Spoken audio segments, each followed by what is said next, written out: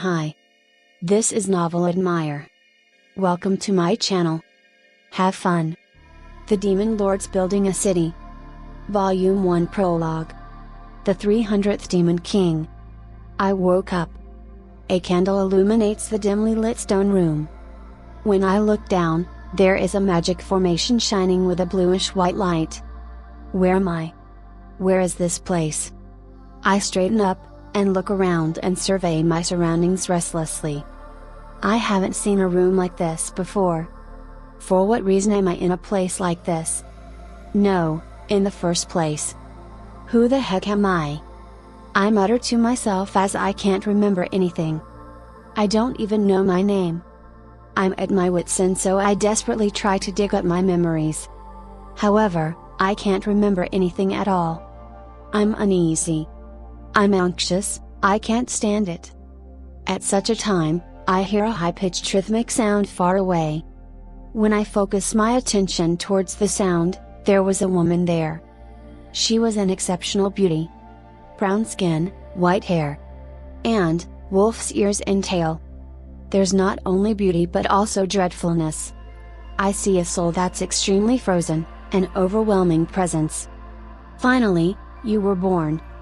I got tired of waiting. They were short words. However, there was joy in those words. There was resignation. There was envy. Every possible emotion was squeezed out in those words. I opened my mouth while being fascinated with her. Tell me, who are you? Where is this place? Who the hell am I? Upon hearing my question, the beautiful wolf woman weakly smiles. And then, she begins to talk. I am the Beastman King, Marcosius. Because you are special, you may call me March. March. March, do you know who I am? Of course, I know. You are a newly born Demon King. You're a Demon King just like me. March's shadow expands and from there, a blue wolf appeared. It jumps out from her shadow and leaps this way. Rank D Demon, Garm. It's a cruel demon who kills ordinary humans in the blink of an eye with its bite. Now, what will you do? I open my eyes wide. The blue wolf opens its mouth widely. Naturally, I decided to run away. I want to escape, however, my foot trembles and doesn't move. The blue wolf is steadily shortening the distance. I roll to avoid the charge of the blue wolf just about. The body of the blue wolf passed before my eyes. Just before it passed, I hear a shrill sound. It's the sound of teeth striking against teeth. If I didn't avoid it, those sharp teeth would pierce my flesh. The blue wolf turns around, prepares, and leaps this way again. I fall on my back and can't get up. If this continues as is, I'll surely die. The wolf rushed towards me while drooling. I'm going to die. No, I don't want to die. I can't die. Isn't there something, anything I can do? A word comes to mind. I cling to that word and shot it. Creation, it was said nearly unconsciously. I used my power. Particles of light gathered in my hand, and the handgun Quartz 19 appeared. The bestseller automatic pistol developed by Austrian arms manufacturer. It is highly reliable although it is small, and its ammunition capacity is also numerous. The feeling of what I'm holding in my hand. Although I can't remember anything, I feel nostalgic. The moment when I held the gun, I calmed down. The world became slow. My heart is fired up, but my mind is calm. It is a usual thing. I only need to eliminate the threat in front of my eyes. The blue wolf leaps at me, I stare at it and take aim. And then, I rapid fire 3 times. The bullet pierced in the middle of its forehead, the blue wolf flipped, dropped against the ground and shrieked. Kyan, I was surprised. The blue wolf that received a bullet in the middle of its forehead is still alive. It scowls at me while it was bleeding. I stand up and carefully approach it. I shoot continuously while looking down at the blue wolf. I shoot everything in the head. Quartz 19 has a capacity of 15 rounds. When I finished shooting, the blue wolf doesn't move an inch, it turned into blue particles and disappeared. Hey, when the threat before my eyes passed away, the fear returned suddenly. My teeth clatters. What the heck am I? How can I do such things? The answer crossed my mind. Unique skill: creation was used. Able to materialize anything that exists in your memory. However, with your current magic power, summoning living beings is not possible. The MP consumption is equal to 1/10th of a gram. Unique skill: what the heck? First of all, congratulations in passing. You were able to draw out your power. I welcome the birth of the new Demon King. Demon King? That's right, Demon King. You will create new devils and demons and control them, one who will build and reign over a dungeon of malice, an existence that was chosen to have an overwhelming, unique skill, the 300th born into this world, the newest Demon King. Demon King, that's what I currently am. It doesn't feel real at all. You don't have to show an uneasy face. Until you become independent in 1 year, I'll become your parent. I will teach you what you need to know to become a Demon King. The woman in front of me smiles, the new life of me who has lost my memories has started. Chapter 1, Demon King's Work. But, you still don't believe me, huh? Well, you wouldn't understand when I suddenly say you're a Demon King, right? It can't be helped, huh? I'll give you a demonstration. What kind of thing a Demon King is? She smiled wryly and turned around, Beastman King Marcosius, also known as March, and I followed. Even though her appearance is only a white-haired beauty with wolf ears and tail, there was something that makes you believe that she's a Demon King. She leads me to a narrow room. When I look at the mirror leant against the wall, there was a boy with a well-featured face in the middle of his teens. No way, this is me? Strangely, there is an uncomfortable feeling. And, in the middle of the room, a round crystal was placed on a white pedestal. When I quietly tried to reach out to the crystal, March grabbed my hand. Please don't touch it. That crystal is my life itself. If it's broken, I will lose all my power as a Demon King. You'll die? Well, although I say that, I don't mean it that way. I won't be able to create any more demons, the demons I created will all disappear, the dungeon vanishes and I'll lose my unique skill. Although there is life, as a Demon King, I'm as good as dead. I was a little relieved to hear that. But, I also feel uneasy at the same time. If it's as she says, then, since I'm a Demon King, somewhere, my crystal exists. Since I currently don't know the location of the crystal, and a Demon King's power is lost if it's broken, I cannot stay calm. You felt a sense of danger from that brief comment just now. You're quite perceptive. But, you don't need to worry. The crystal will appear after you make the dungeon. Conversely speaking, to you who doesn't have a dungeon, that thing that doesn't exist. Right, a profound book made of parchment appears on her hands. March slowly opened the book. We are in the deepest part of my dungeon, although I planned for it to be comfortable, I wonder if the appearance gives that impression. After saying so, a hologram appeared on the crystal. It showed a splendid but eerie castle. Even though I said dungeon, the appearance depends on the Demon King. There is the ordinary cave type, but something like my castle is also fine.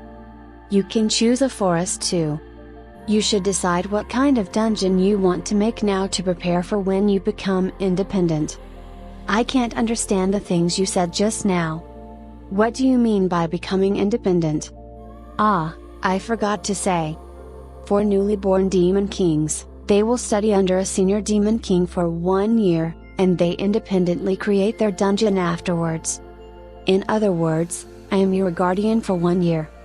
Therefore, I'll kindly teach you like this. Shamelessly saying that when you suddenly said a blue wolf. Well then, let's prepare how to make the dungeon.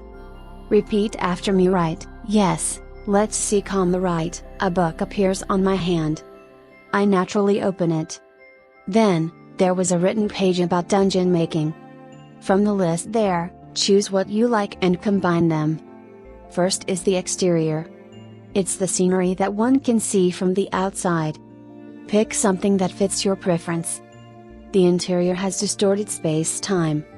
My dungeon is much wider than what others see outside, filled with numerous levels. I smoothly turn the page. It's as she said, there are various appearances provided. There is DP written in all the pages. What is this DP? Dungeon points. It's what we Demon Kings desperately collect. You can exchange DP for different things and obtain what's written. For comparison, the exterior that fits my taste are expensive. But, the performance doesn't change. However, for the interior, I wonder if the efficiency corresponds to its cost. Interior? As for that, isn't it faster if I show it to you? Like that, the previous view from the hologram on the crystal changed. My dungeon is a level type dungeon, the type that goes higher and higher. One level splits up into 3 rooms, so I purchase 3 rooms. For the first floor of my dungeon, I buy an inexpensive stone corridor. As she says, there is nothing but a winding path made of stone. In the upper levels, I purchase rooms with expensive traps, but there is nothing like that on the first floor. When I looked at the hologram, there was a human fighting against a kobold. A kobold is a dog demon that can walk on 2 legs. Compared to the blue wolf Garm I fought against, it looks like a puppy. The man defeated the kobold, and did a guts pose. The view changed again. The next view was of a man showing greed to pick up the treasure chest. Why are you not using something like that blue wolf that I fought against a while ago? If it was to fight against someone like that man, who was having a close fight against a kobold a while ago, there's a high chance he would easily get killed. I don't understand. If you think about repelling intruders, you should place the strong demons that you created on the first floor. It's not possible. DP is a human's life force. Strong emotions such as fear, despair, and greed are particularly delicious. By gathering people in this dungeon, DP will flow into my hands. Although I'll receive a lot of DP if someone's killed, when there are powerful demons at the start, not many humans will come. That's why it's best to place demons that can moderately defeat them, isn't it? Is the treasure chest a while ago also bait to make humans gather? That's right. That's exactly it. By the way, people come here to become stronger. They become stronger through gaining levels by defeating demons. They obtain treasures, get stronger, then return completely satisfied. On the other hand, the Demon King gets DP, everyone's happy.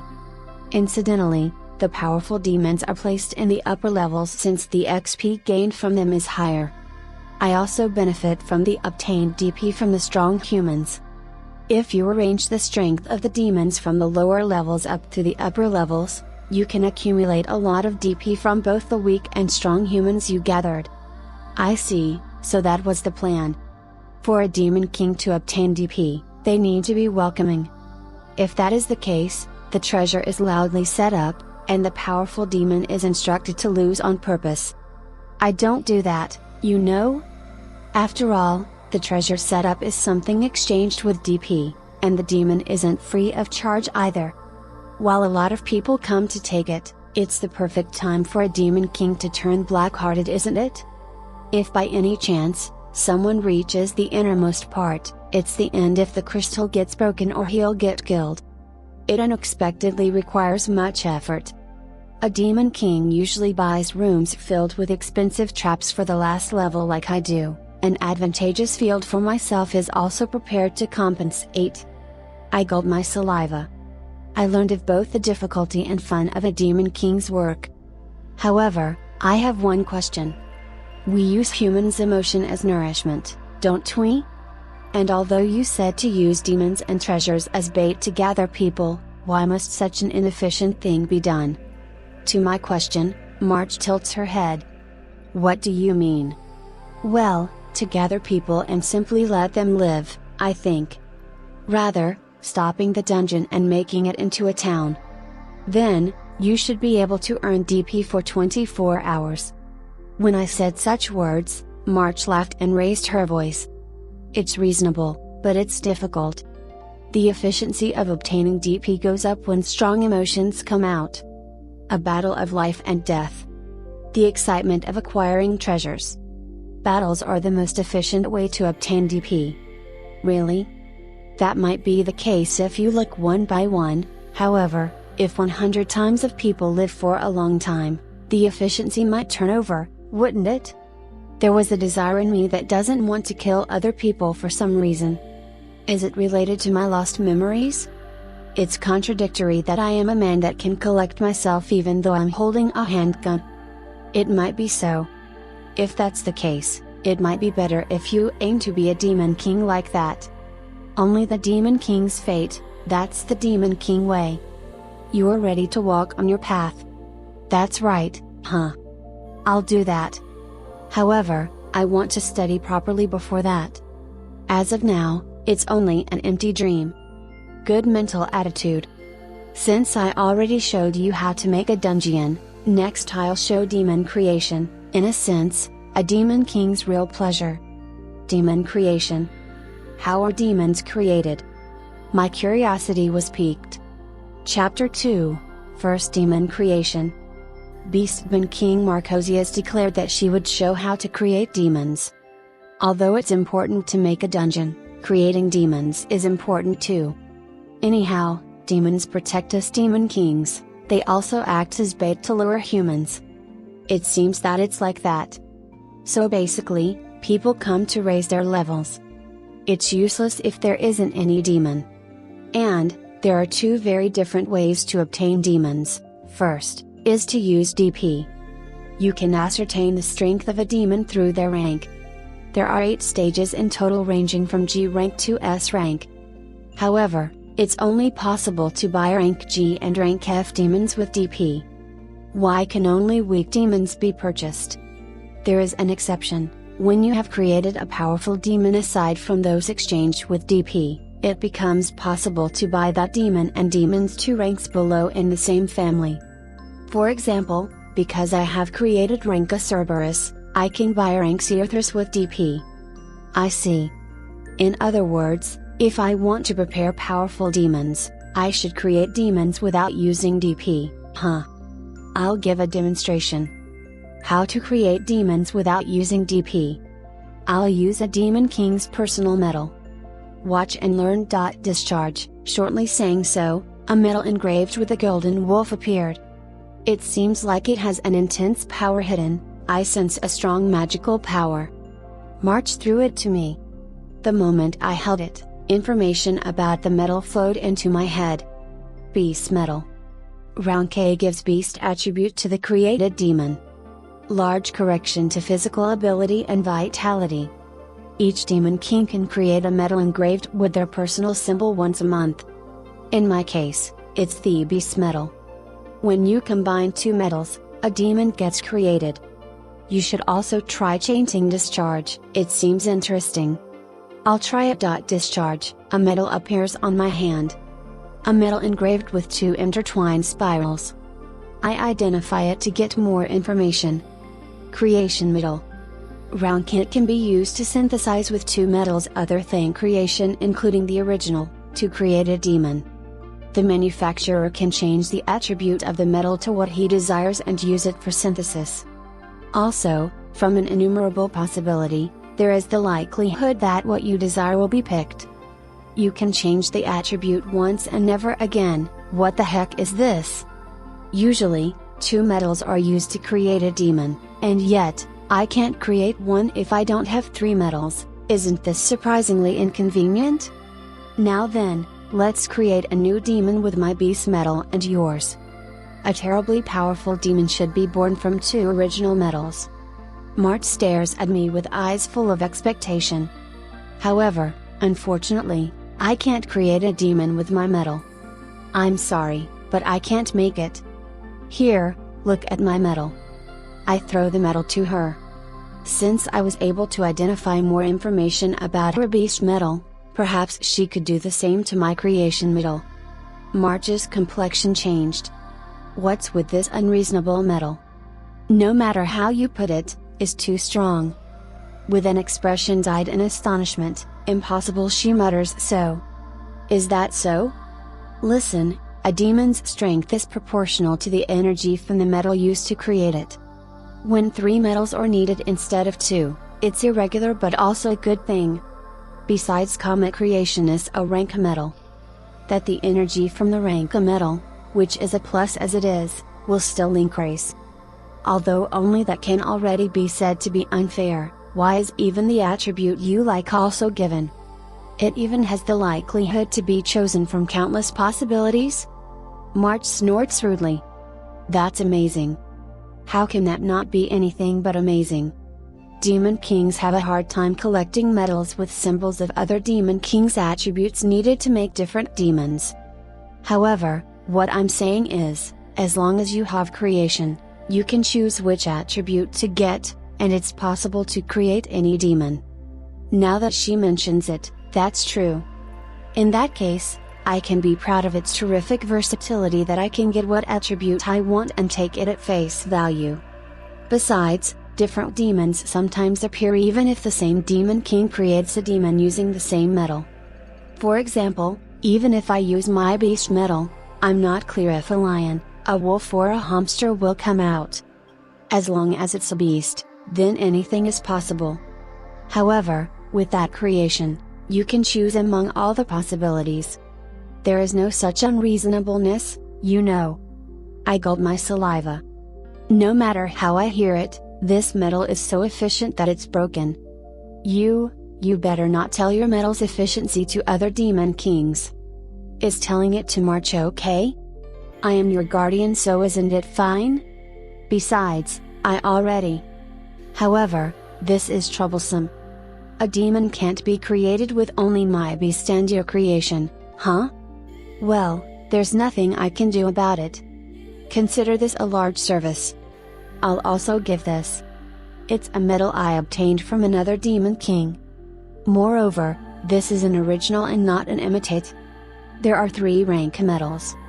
What kind of monster will come out? I can't stop shaking.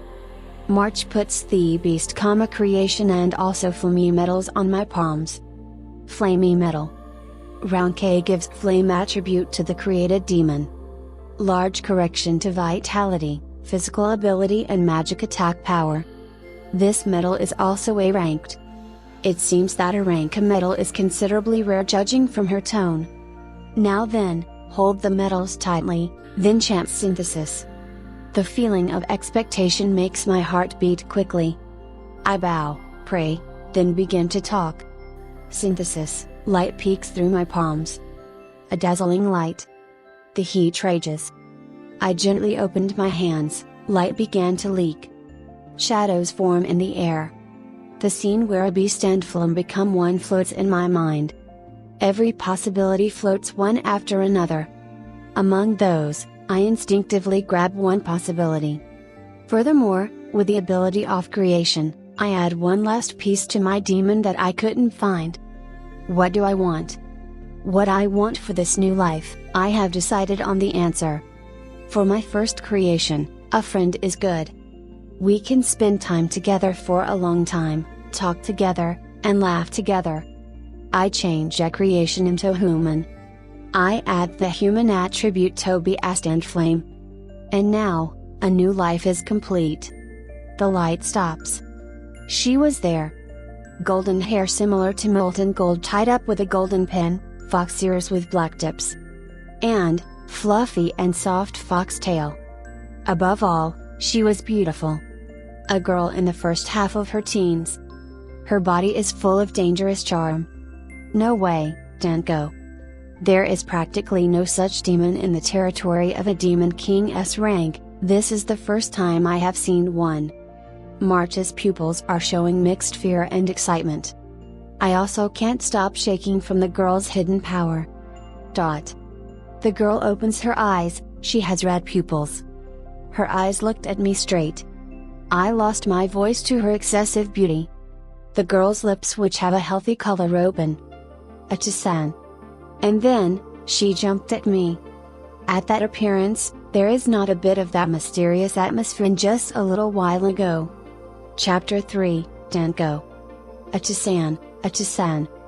A beautiful fox-eared girl around 12 years old was calling me Achisan while embracing and rubbing her cheeks on my chest. She's warm and soft, and adorable. It became like this somehow. Nice to meet you. I'm the one who created you. My name is, let's see, what was it again? Come to think of it, I haven't remembered my name yet. I separate from the beautiful fox-eared girl. She looks at me with curiosity. I forgot to tell you. Demon King of Creation Purcell. That is your name. March kindly tells that to me. Purcell. It feels comfortable when I mutter it. Demon King of Creation Purcell, that's my name. Since March knows about my name that I don't even know, does that mean that you also know about my past? No, I don't know anything about it. I only came here because I was requested to look after the newly born Demon King of Creation Purcell. Other than that, I don't know anything about you. I was born a little while ago. Doesn't that mean that I didn't exist in the past until I met March?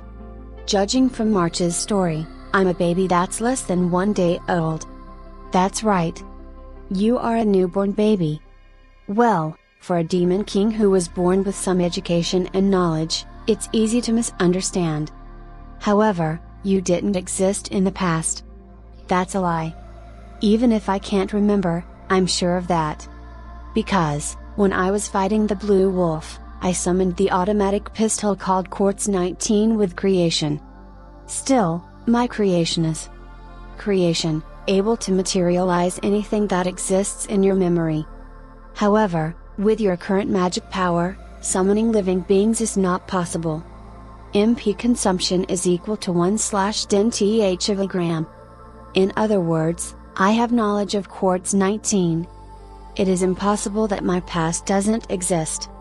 However, even if I ask her, it might be pointless. Muo, Achisan. Isn't it mean for you to talk to other people even though I'm talking? The beautiful fox-eared girl puffs her cheeks. When I nearly unconsciously pat her head, she seemed comfortable and closed her eyes. What a cute creature. Sorry, I'll introduce myself again. I am Demon King of Creation Purcell. You can call me Purcell. I understand. Purcell-sama. But, Achisan is okay too, right? Is calling you that no good? The beautiful fox-eared girl looks at me with upturned eyes. Achisan, I repeat the sweet word in my mind many times. Of course, it's okay. It's because I'm your 1000, right? Yes Tilda. The girl clings around my neck, she clings with even more strength and wags her fluffy fox tail. Achisan, I like you very much. I'll introduce myself next. My race is Danko. I'm really strong. My name is as yet I have no name. Are you not Sume Soseki? Such a Tsukumi came out. Huh? Who is not Sume Soseki? Is it related to my missing memories? In the first place, what the heck am I before I became a demon king? Achisan, please give me a name. I want you to give me a name, Achisan. The beautiful fox-eared girl lets go of her embrace and looks at me with upturned eyes. Of course, it must be good. I must think of a cute name. Alright, I thought of an excellent name. Your name is. The moment I tried to tell the name, March closes my mouth. Stop. A demon king shouldn't bestow a name to his subordinates carelessly, especially for the first 3. As expected of a Tenko. To think about that, how cunning. March informs me since I'm a little flustered. The beautiful fox-eared girl separates from me a little and avoids my gaze. Listen, when a demon acquires a name, it's the only one in their entire race that becomes a unique monster. In the case of the Demon King, their souls will become connected. Your power gets distributed, and conversely, the demon's power is received. The strength of the connection referred to as Demon's Oath is remarkably different for the first 3 in particular. It's not possible to redo it. If there is no resolution to be together for their whole life, you must not do it. My head that was blindly caught up due to the cuteness of the beautiful fox-eared girl suddenly calmed down. Tinko, a high-ranked demon with flame attribute and beast attribute. They have overwhelming strength, excellent unique ability, and are also intelligent. However, without closely looking at the personality and affinity but only at the ability, you should not bestow a name. You had lost your right to make a demon's oath, which cannot be done easily except for the first 3 only. March glares at the beautiful fox-eared girl. Then, the beautiful fox-eared girl averts her face. She awkwardly whistled. To be honest, this child might be black-hearted. The demon created by the Demon King has absolute obedience, and cannot damage the Demon King. However, it does not mean that they don't have self-interest. It's necessary to be careful of a demon with intelligence. Isn't that right, Tinko? The beautiful fox-eared girl cannot bear March's cross-examination anymore and for some reason, somersaults. The girl's appearance transformed into a lovely fox cub. The cuteness and fluffiness are different from her previous appearance, her paws are pitch black. I am just a fox cub, that's why I can't understand such difficult things, she says in a cheerful tone. She's obviously dodging the question. But still she's too cute. I couldn't endure and hugged the fox cub. It's fluffy and silky, hugging it is the best feeling. It's because you're just a fox cub, right? You only wanted a name, didn't you? It is as Itasan says, I only wanted to have a name. My heart wavers. However, it still cannot be done. I gently lower the fox cub. Although I want to give you a name, I'll do it after I confirm your strength and personality. The moment when I believe that we can live together for a long time, I'll give you a name once again. Until then, I'll call you by your race, Tinko. I understand. I'll appeal to the fullest extent to Itasan to show how helpful I am. And then I'll get a name.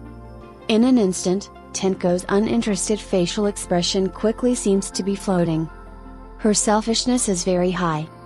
However, that implied part of her is also cute. Phew, that was dangerous. Basically, as a demon king, for your first demon to have a high intelligence and to be able to use a language, although I'd like to avoid it, there must be something about you. I tilt my head. Why? Isn't it easier to give instructions if it can speak and if the head is good? March shakes her head to my words. You can get deceived just like now. Above all, they have emotions.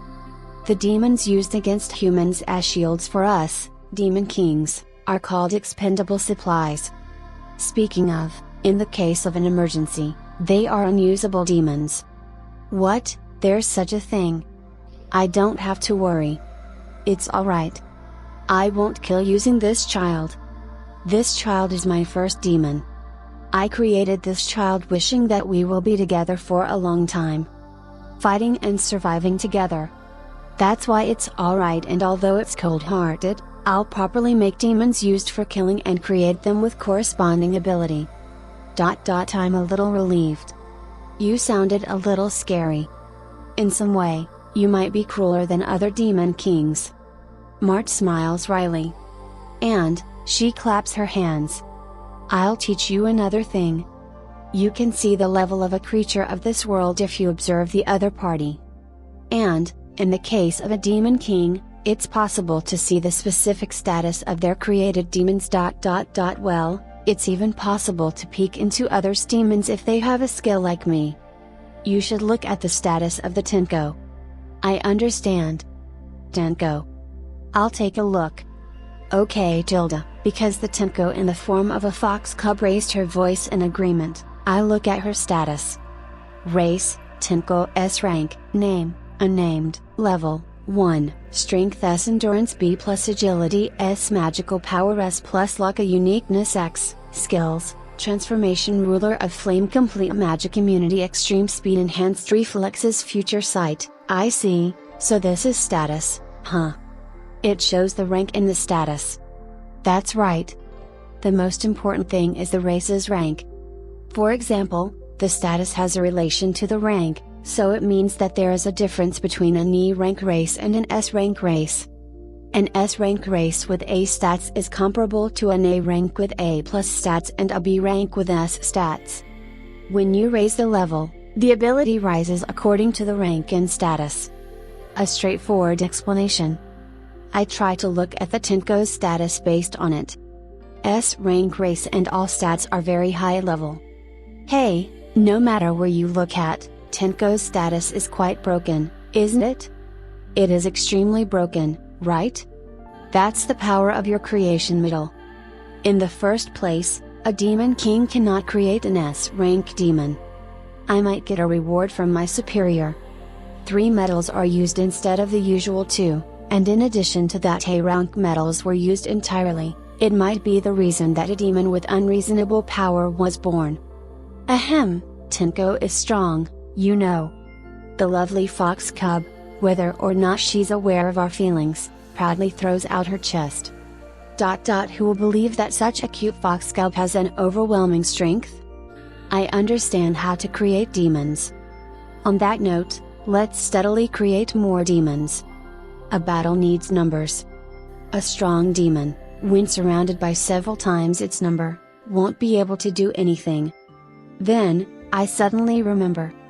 A demon king can only make a medal once a month. That's too long. The remaining time span is too long. Well, that's the case when using original medals, there is the limit of once a month. It's also a problem if a demon king uses only their medals every time. Exchanging with other demon kings is an important strategy. It certainly seems so. Especially for me who needs 2 more medals besides my medal. This time, I was able to receive the medals thanks to March's favor, but it won't be like that every time. I need to get other demon kings medals by my power. I understand. There are 3 ways to create demons. First, buying weak G rank and F rank demons with DP. Another is buying once created demons and 2 ranks below it in the same family with DP. And last is through synthesis of your created medals with other demon kings medals obtained through negotiations. These are the 3 key points. I will probably focus on the second option. G and F are too weak and useless. And for the third method, there is a limit of once a month. If that's the case, I'll focus on using the second method and create a lot of demons with moderate strength. For instance, I have created an S rank Tenko so it's possible to buy her and B rank demons in the same family. This is great. However, I have to continue using the third method of synthesizing metals to increase the variation of demons that I can buy with the second method. I'll add another thing, to be honest, there is a loophole in metal synthesis.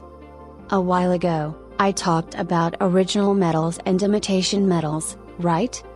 I'll teach you about its meaning, effectiveness and practical use. We use them a lot. And, March Sensei's demon course continues.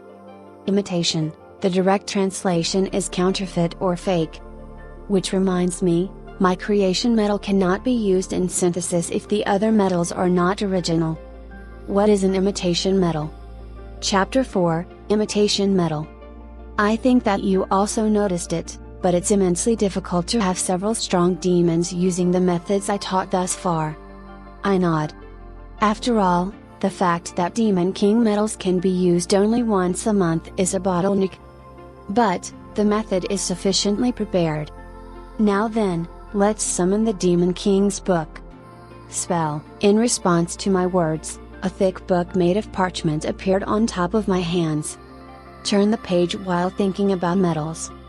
Upon doing what she says, a page about metals came in sight. Surely, the 3 metals, beast, flame, and creation, are written there. I checked the page. But, March, it's different. What's written on the page? Airy beast, flame and human. No way. March looks at my page. I see, so that's the reason. Originally, we Demon Kings can obtain only the metals we used for synthesis by exchanging them with DP. That's good, and it sounds simple. It's something like you can use the metal as much as you want, isn't it? The removal of the once a month condition saves me a lot of trouble. It states that the exchange rate with DP is 500 pints. If you take into consideration that you use at least 2 metals, you can create a demon with 1000 pints. Well, it's impossible to be the same as the real thing. An original metal is a metal that a demon king creates. An imitation metal is a metal exchanged with DP, but its rank drops by 1 compared to the original. Is anything wrong if the rank drops? I think that it's probably related to the rank of the demon that is born, but I'll confirm it just in case. I wonder why was the imitation of human recorded on it and not creation, but let's talk about that first. March coughed and started her explanation. For instance, my beast is a rank, however, an imitation drops to be rank. A demon's rank has a direct connection to the metal's rank. For example, if both of the metals used are A rank, then there is a 2/3 probability that the demon will be A rank and a 1/3 probability that it will be B rank. If one metal is A rank and the other is B rank, then there is a 2/3 probability that the demon will be B rank and a 1/3 probability that it will be A rank. So it's like that after all, huh? There is a huge disadvantage. The S rank Tenko might not have been made using an imitation metal. At most, an E rank demon. By the way, although you can repeatedly use an imitation in synthesis, the metal cannot be exchanged back to DP. For this reason, we demon kings desperately want other demon kings' metal. Conversely, why we don't want to give our original metals to another person. Anyhow, the rank falls, but you can use the metal as much as you want. I don't exchange them. I don't make original metals used as materials unless in extreme circumstances either. I hand over imitations. Even though we get an imitation, we are still thankful. Because it's possible to use those that aren't in stock in synthesis. Exactly. It might be that the most used attribute in synthesis of us demon kings are our own. If you let the other party use it freely, the kinds of demons on your hand might get exposed. I hope that you keep that in mind. A demon king is always aiming at other demon kings' metals, thus, I hope your understanding increased once again about your quite broken metal. Now then, I wonder why Wash Human instead of creation added to the imitations entry. A complete change from her previous tone with a feeling of tension, March mutters in an amazed tone. When using your creation metal, you can create an imitation of not creation itself, but instead that of the result of what you desire to use during the synthesis process. Other demon kings have a hard time obtaining original metals through stealing or by making transactions. While they are honestly increasing their repertory, you can steadily increase your repertory on your own every time you synthesize. By the way, I certainly changed creation into human when I made Tenko. I agree with you. Creation has a limitation that its attribute can change only once and never again. It seems like it corresponds to that. It's troublesome that the human attribute I used, cannot be used anymore. My creation metal is like so. Creation metal. Round kit can be used to synthesize with 2 metals other than creation including the original, to create a demon. The manufacturer can change the attribute of the metal to what he desires and use it for synthesis. Also, from an innumerable possibility, there is the likelihood that what you desire will be picked. You can change the attribute once and never again. Bear in mind that it's very enviable and can urge others to kill. Have you thought about how much troubles we demon kings go through to obtain other demon kings' metals? March's eyes aren't laughing. Foo, Tenko's design is amazing. Tenko is proud for some reason. But I noticed a flaw at the same time. It isn't only a good thing. Other demon kings can make a strong demon by combining an imitation, but it's not possible for me. Well, that's certainly so.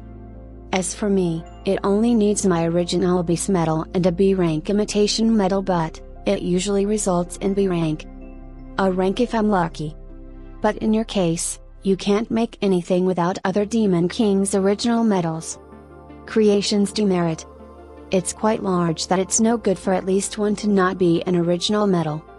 A power that relies on other demon kings' original metals. For this reason, its efficiency might not be too broken. I must think about various methods on how to obtain original metals. A stable joint ownership is required. While other demon kings continue to increase the number of their A-rank demons, it's too wasteful to not use creation metal and to let it decay. Exchanging creation is the easy way, but, for the sake of concealing its secret, I can't do that. March, thank you for teaching me. I can make use of imitation metals. Even if creation is not used, it's possible to create a B-rank demon with 2 B-rank imitation metals. Understanding that is already an achievement. I can make demons with moderate strength as long as I have DP. Also, now that I look at the book, because I made Tenko, it's possible to buy demons 2 ranks below its same family up to Yuko. It should be reliable because it is B rank. The family of Tenko ranges from S rank Tenko, A rank Kyubi to B rank Yuko. I understand that I'm able to create a demon with moderate strength if I put my mind into it, but it seems troublesome to raise the demons from level 1 every time. Unnoticed, as she got tired of my conversation with March, Tenko in her fox cub form was curled up and sleeping. She is level 1, so that means that all demons born from now on should also be level 1. Even though it's a high rank demon, it's useless if it's level 1. Huh? You said a strange thing. When synthesizing a demon, you should be able to choose, if you will create it with a level that corresponds to its race, or if you will choose a fixed level. If you choose the former, level 1 is the maximum level, but in exchange, the demon status is better. If there is no attachment, or if there is no intention to make them an executive candidate, you should choose a fixed level. Seriously? I didn't notice. I'll try to be conscious of that from now on. At the time I was creating Tenko, I wished for an existence that will be with me for a long time, therefore, probably, I unconsciously chose a demon that can grow. For the moment, I think I'll create demons with a fixed level. First of all, I want to prepare the 3 demons that will perform the Demon's Oath. I plan to make those 3 be the strongest companions I can believe in until the last moment. High-leveled, but it is impossible in synthesis to change the level and still have high ability. Other than that, I'm more interested in something. I understand that I can do it with DP, but how do you obtain DP in the first place? That's the biggest problem. At any rate, I know that I own nothing but 50 pines from the Open Demon King's book. An imitation metal costs 500 pines. It's an insignificant amount when I think about it. You automatically get it from people who enter your dungeon, but it's impossible since you still don't have a dungeon. When a demon or human gets killed, another method you can earn DP is by directly eating their soul. A demon king can do that, In fact, you ate my garm to obtain DP. I see, because of that there is only 50 DP, huh? I didn't seriously consider the latter. Although she said that she would teach me how to be a demon king for 1 year, conversely speaking, it's a preparatory phase to some extent. I must hasten my preparations to become independent. The 3 demons that will become my bodyguards should at least take the Demon's Oath, and I want them to have high levels. And then, your allowance. The senior demon king has an obligation to give an allowance to the junior demon king. 3 original medals and 2000 DP. On the contrary, the rule states that I must not give more than this. I already gave Beast and Flame. I thought why I'll give you 1 more metal, Earth. Next is DP. March touches my Demon King's book. Then, the balance increased and became 2050 DP. Unless you kill a human being or a demon, you can only use 2050 DP and also 1 metal for 1 year, so you should seriously think about how you're gonna use them, For the time being, I'll prepare a hunting ground in this dungeon. When your level rises to some extent, the hunting ground outside of my dungeon is very efficient and also dangerous. I nod. And, while I was desperately nodding, I thought about how I'll use the 2000 DP. If I spend it only on imitation metals, I'll make 4 metals, and end up with 2 demons of B rank or below. My future will be decided by how I use this. Chapter 5, The Power of Creation. After I made a monster, we parted ways. I was taught by Marcho the ability demon lords possess that lets their monsters reside in another dimension. During their stay on the other dimension, time stops for them and their current condition don't change. I also heard that whenever I wanted to, they can always be summoned. However, only 10 monsters could reside in the other dimension. It seemed like the demon lord had to prepare a residence in his own dungeon for every monster exceeding this limit. But it seems like this storage, rather than to make the management of monsters easier to do, it was more for being able to summon, at any time, the monsters that the demon lord was keeping as his fighting force. It certainly looked like it. It's reassuring to know that you could summon your strongest trump card anytime. Couple that with a chance for surprise attacks and its value will probably go higher. For example, one could do something like march into the center of a town, then summon vile monsters and let them run loose. So for those reasons, Danko, won't you go into my storage? You don't want to. I wanna be together with Oto-san. She vigorously shook her head. At the moment, she wasn't in her fox cub form but rather in her 12-year-old, fox-eared girl form. But we only have one bed. Marcho brought us to a residential area in the 32nd floor of her dungeon and introduced us to a succubus, the boss of that level. It looked like the monsters that populated this area were mostly humanoid monsters. They were all so busy. This being the 32nd floor would mean that there were 31 other floors beside it and those floors should have monsters stationed in them.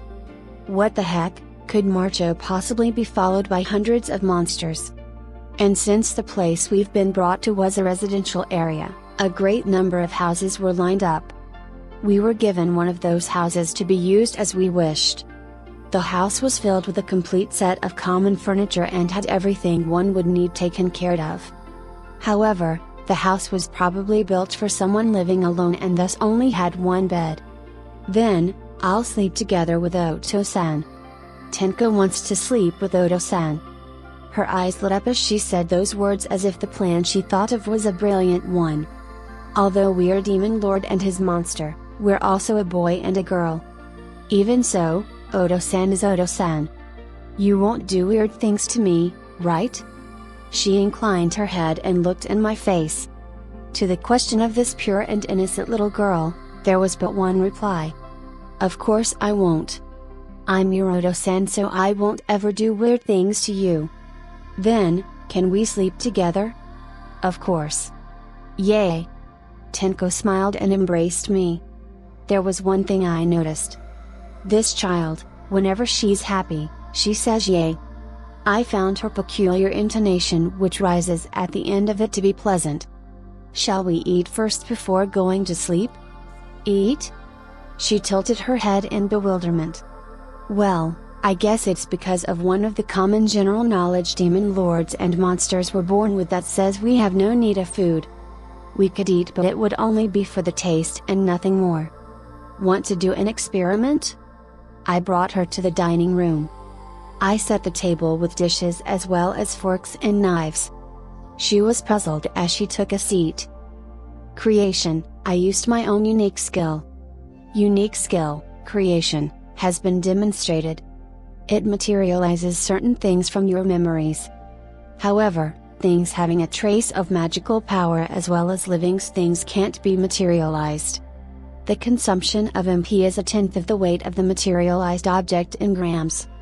I couldn't remember anything about myself, but when I thought about food, numerous menu items came flowing into my mind.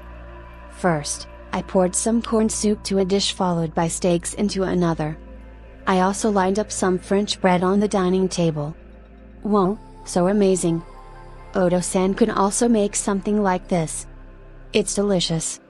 Her being a fox monster, meat was her favorite kind of food, so her eyes were glued on the steak. Not to mention, this was a steak that had 1 pound, 450 grams, of thick juices dripping from it. She'll probably be quite full with this. Can I eat it? Yes, you can, but before that, Join your hands together and say Tadakimasu. Odo-san, what's that? It's my first time to hear a ceremony like that. Ceremony? Thinking about, it looked like one.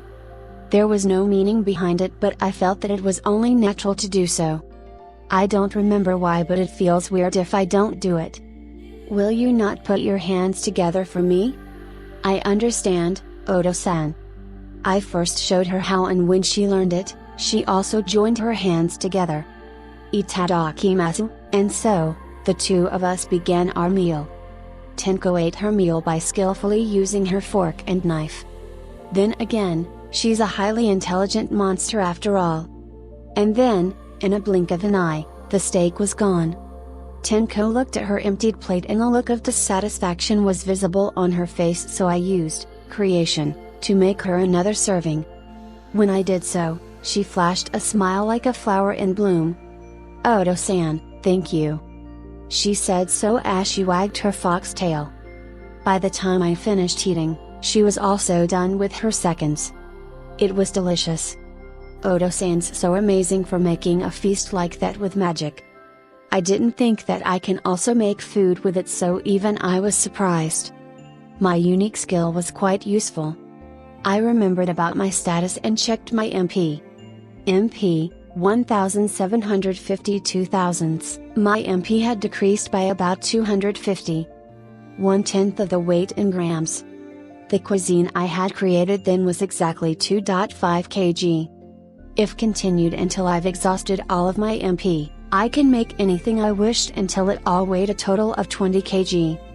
Odo-san, what will we do after this? I'm thinking on whether I should create some weapons. MP will recover with the passage of time.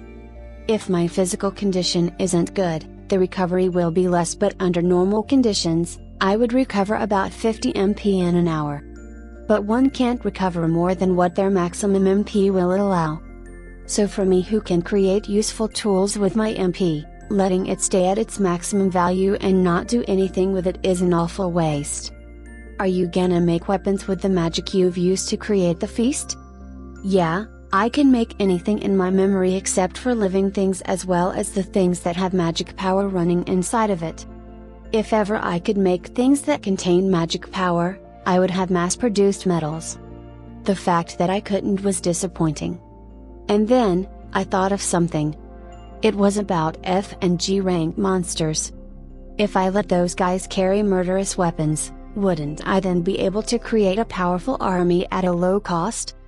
G ranks monsters were extremely cheap, with a skeleton costing only 20 DP. Creation, I activated the sorcery of creation.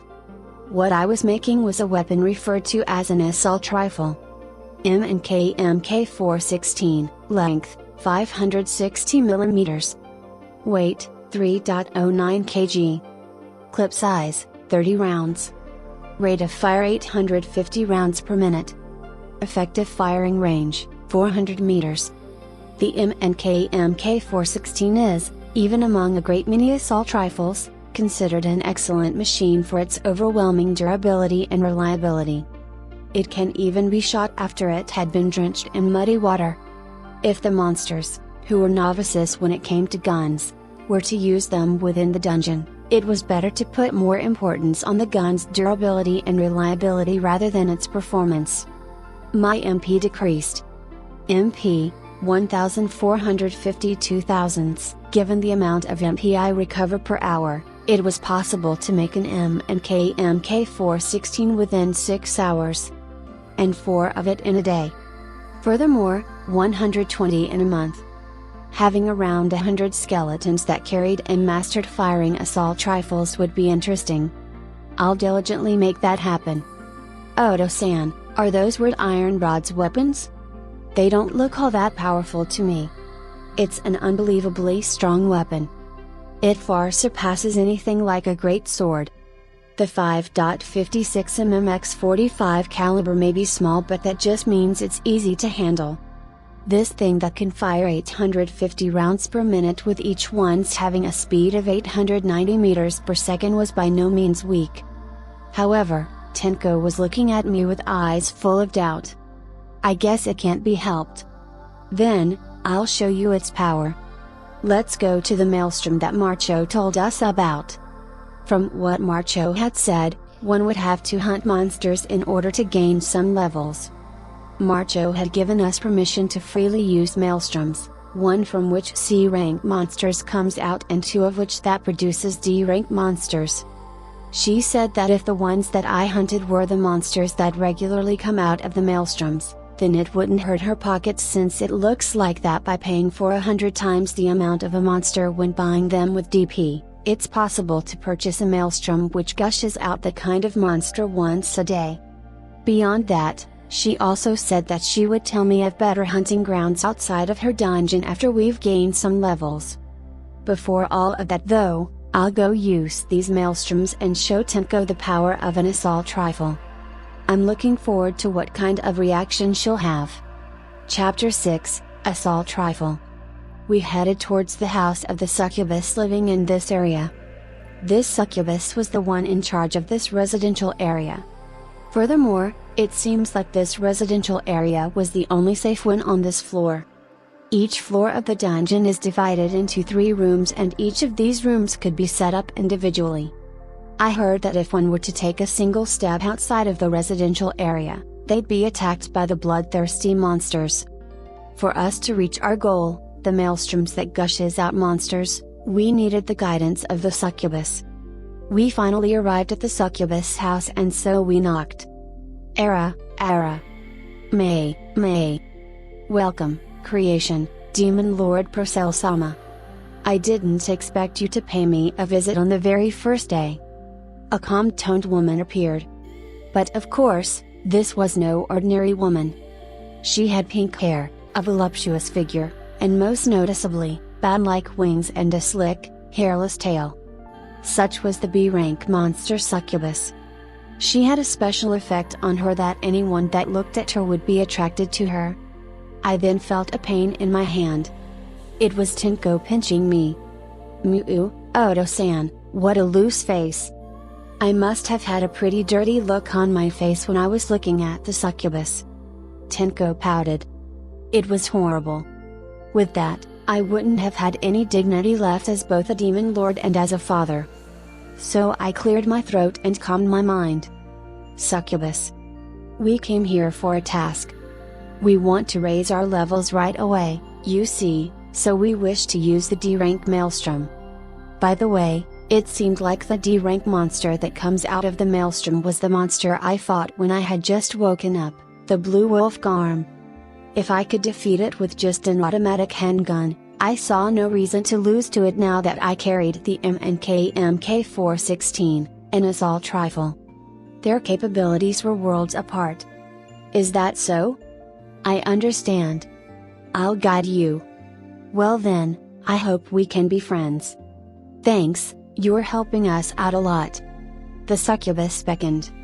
When Tenko and I came close enough, the succubus closed her eyes and began concentrating. A magic formation appeared under her feet. She had the ability to transfer to any room or level she wished to within this dungeon.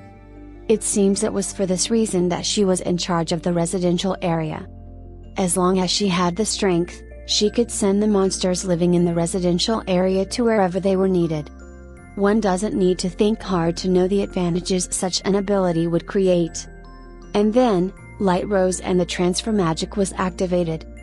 There were dead trees and huge tumbling rocks in the wasteland we were transferred to, and not long after we walked, we caught sight of a swirl of black and purple. That swirl was the maelstrom, the thing one could buy by paying for 100-fold the price of a monster. Once each day, that monster would spring forth from the maelstrom. And for this maelstrom, the monster coming out it was the D-rank monster Garm. Era, how lucky. A monster will come out anytime now. I'm glad we didn't have to wait. Somehow, I just knew. Although I wasn't told of anything, I had sensed the power rising from this swirl.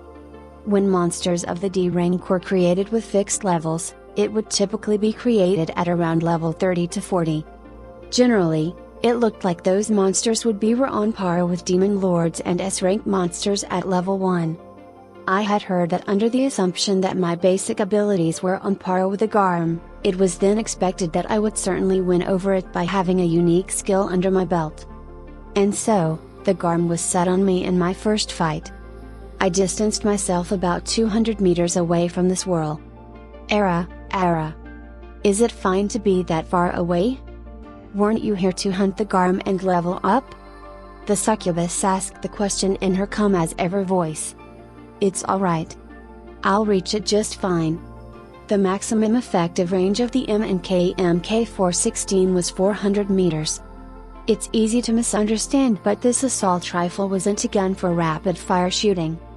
Surely, with a rate of fire of 800 rounds per minute, it was capable of it, but this was a rifle that can aim and shoot steadily. It was very much capable of extremely accurate long-range sniping. Considering how automatic pistols have, at most, a 10-meter range, you'll know full well just how much a powerful weapon this is. Are you sure? At that range, even magic won't reach. Just watch. I couldn't remember anything, but this world's general knowledge has been firmly engraved into my mind. The maximum range of magic was 100 meters, and I was waiting somewhere twice of that distance, so I understood her concerns. When I looked at Tenko's direction, she looked at me with eyes that trembled, wondering whether or not something interesting would happen. It was probably because she had trust in me that she made that kind of expression. And I just refused to betray her expectations. Well then, it's been a few minutes, hasn't it? The swirl then began flowing faster. It was the sign that a monster was going to be created. I readied the M&K MK416. My mind calmed down and my fear of confronting a monster had vanished. My hand was glued to the gun and I felt the sensation I had when I held the automatic pistol before. It was pleasant. I felt I could do anything within this moment. Before I lost my memories, I probably liked using guns. At the same time I got greatly familiar with it. And then, the time finally came for the Garm to be created. Blue particles rose and took the form of a wolf. It was completely materialized. I then pulled the trigger. At that moment, 3 dry sounds reverberated. The bullets flew as I pictured it in my mind, a perfect headshot. The MK416 had excellent accuracy, so it was possible to accurately shoot at this range. Yelp! The Garm was blown away, knocked down, and then completely ceased all movement, not even at which. By almost the same time it raised a shriek from receiving the first bullet, I fired the third shot. The last 2 shots claimed its life.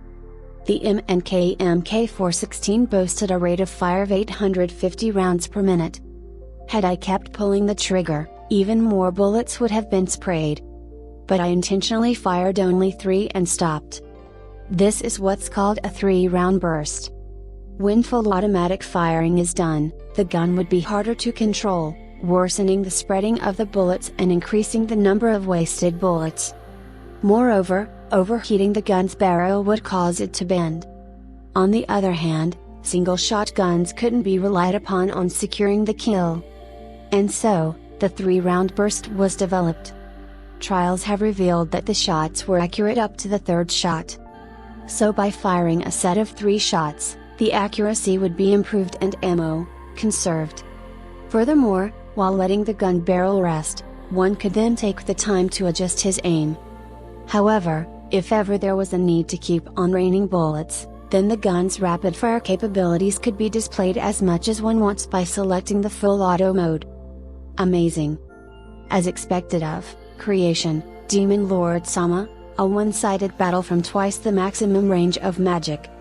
Melee opponents won't be able to get near, and not to mention the ability to snipe magic users from outside of their range. By just having this weapon, one will be able to keep a wide range strategic magic spells in check, won't they? Yeah, it can, can't it? Keeping it in check within the reach of the enemy's attacks sure is hard.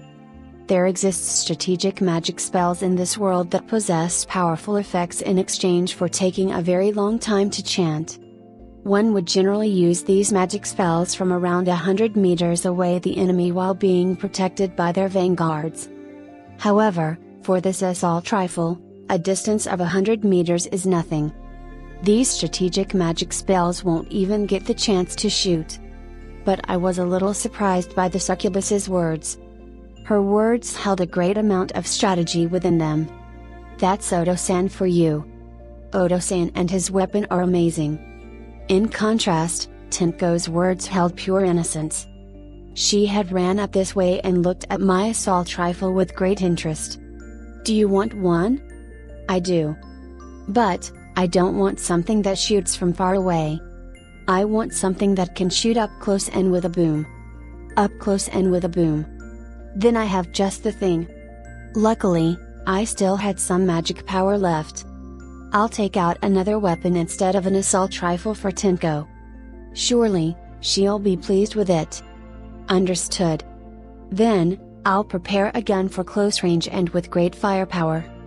Just watch as I make it. And so, I used creation to summon a weapon that can shoot up close and with a big boom as Tenko wished for. Chapter 7, Dungeons Without a Demon Lord. I gave Tenko the gun she wished for and immediately taught her how to use it. It seemed like she was very pleased with the gun when she tried to test fire it. She went on about how she wanted to use it in live combat right away. So Succubus transferred us once again. This time, to the 68th floor. The D-rank monsters looked like they weren't enough for us, so we headed for the maelstrom that produced C-rank monsters.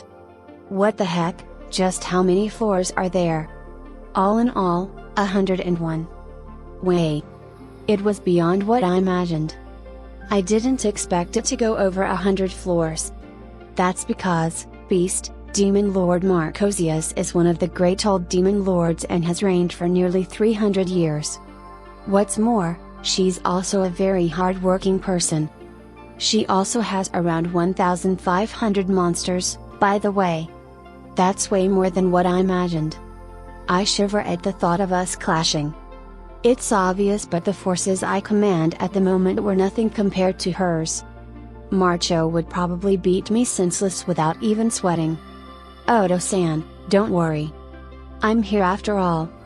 I'll protect you. Tenko clung to my arms and raised an energetic voice. She was saying so, but 1,500 was just too much even for her. Foo, what a good energetic child.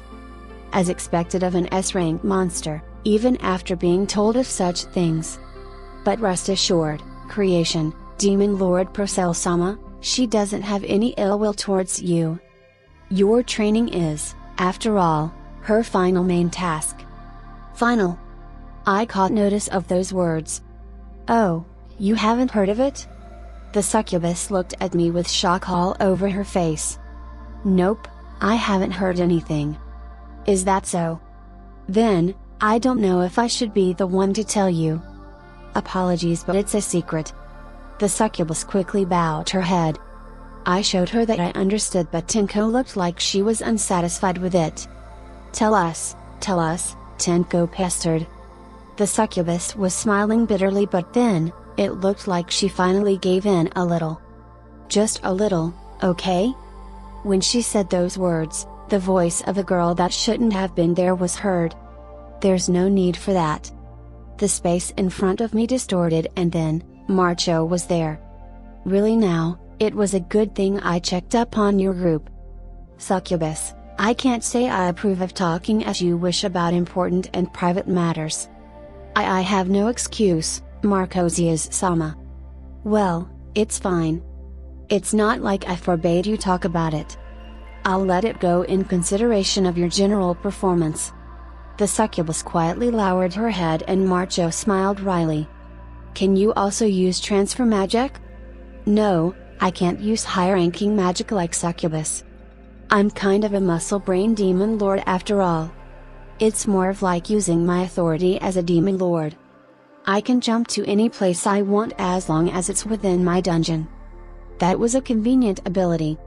I'll take note of it for when I make my dungeon in the future. But peeping is a distasteful hobby, you know. I was worried, so I checked. It was through succubus, by the way. You better remember this, but demon lords are able to share senses with up to 100 monsters. I have done so with almost all the leaders of each floor. Then, I have to be restraining myself from bad-mouthing Marcho in front of Succubus. Not just in front of her. You can never be sure where my eyes and ears are, so be careful. Being in a dungeon is like being inside the Demon Lord himself. Yeah, it's most probably like that. Sharing of senses. It seemed like I better to try it out once with Tenko. Could we share all of our 5 senses? If we could, then. Odo-san, are you thinking of something weird? Nope, nothing of the sort. Tenko was as sharp as ever, but I somehow deceived her. I then turned towards Marcho and she began talking to me. I'm telling you this since this is important information for you too. Succubus has already started talking about it, but, you see, we demon lords have a lifespan. Lifespan? Yeah, a lifespan. 300 years to be exact. If that much time has passed after one has become a demon lord, then that demon lord will cease to exist. By the way, I am 199 years old. I was breathless. She looked so healthy and yet she didn't even have a full year left. Hey, don't make that face. I've already done all the things I wanted to do, I have no regrets. And I have raising you as my final task. Training junior demon lords up his, you see, task requested to demon lords near the end of their lifespan. Once in 10 years, all in the same day, 10 demon lords are born, which also means there are children other than you. Perhaps it's kindness that this task is assigned to old demon lords, because if a young one did it, then they will see the newly born demon lord as a rival and thus won't be able to honestly teach them things. Her words about not regretting anything didn't seem to be a lie. Marcho's face was refreshing. And then, if the thing about there being 10 of us being born at the same time was true, then there were 9 others in the same batch as I am in. I understand the thing about our lifespan, but if you're going to die, what will then happen to the monsters you've left behind? I asked the question as I held Tenko's hand.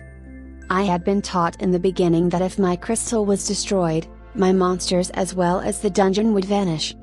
Then what about when the demon lord himself disappears? Nothing will happen to them. The demon lord disappearing has no connection to the dungeon and its monsters. They will continue to exist as long as the crystal does. Rather, the crystal will mimic the demon lord's behavior when he was still alive and will haphazardly and unreservedly create monsters using DP. The crystal will continue to irresponsibly do so over and over again, so the new monsters would end up fighting with the monsters that were created before. Well, pre-existing monsters would also fight one another. No longer under anyone's command, they will do whatever they wish. It's utter chaos. Monsters being free of command is nothing but an ominous premonition. The monsters that have no intelligence are especially bad. The monsters that has some will probably establish order with their fellow thinking monsters, but should the monsters that can't think have the greater numbers, then it's all for naught.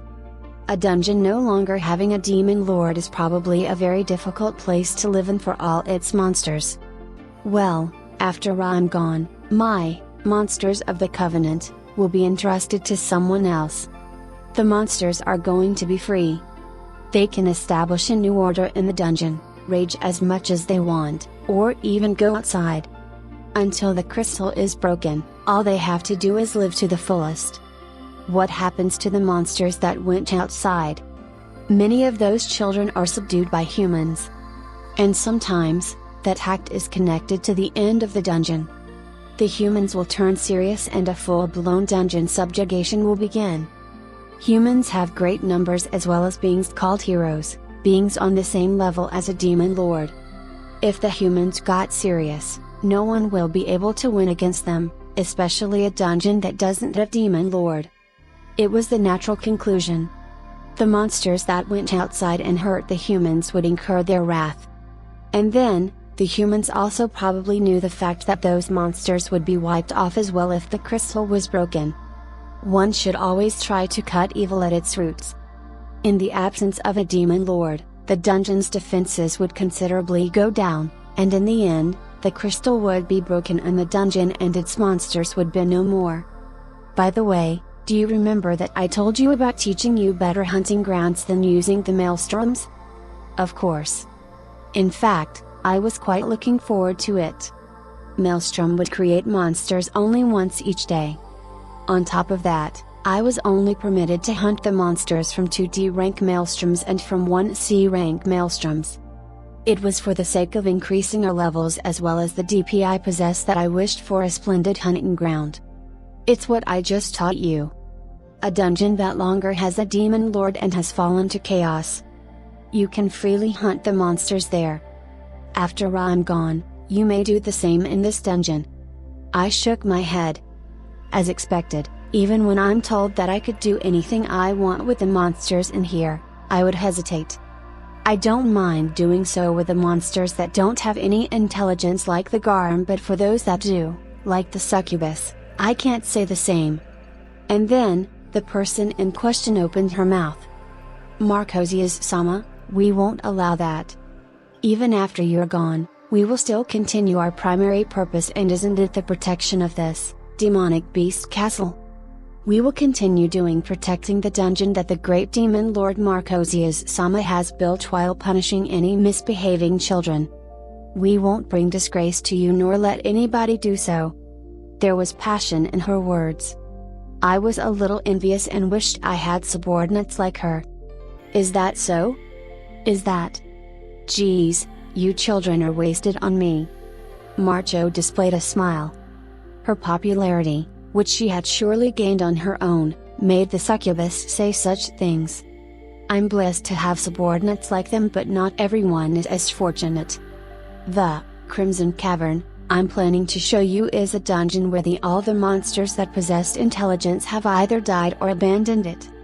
All that's left are the mindless monsters rampaging to their heart's content. The only reason it hasn't been destroyed yet is because it's far enough away from the human settlements. Crimson Cavern. Hearing that name reminded me of flame. Could it perhaps be that the flame medal I received was from the demon lord that used to rule in that dungeon?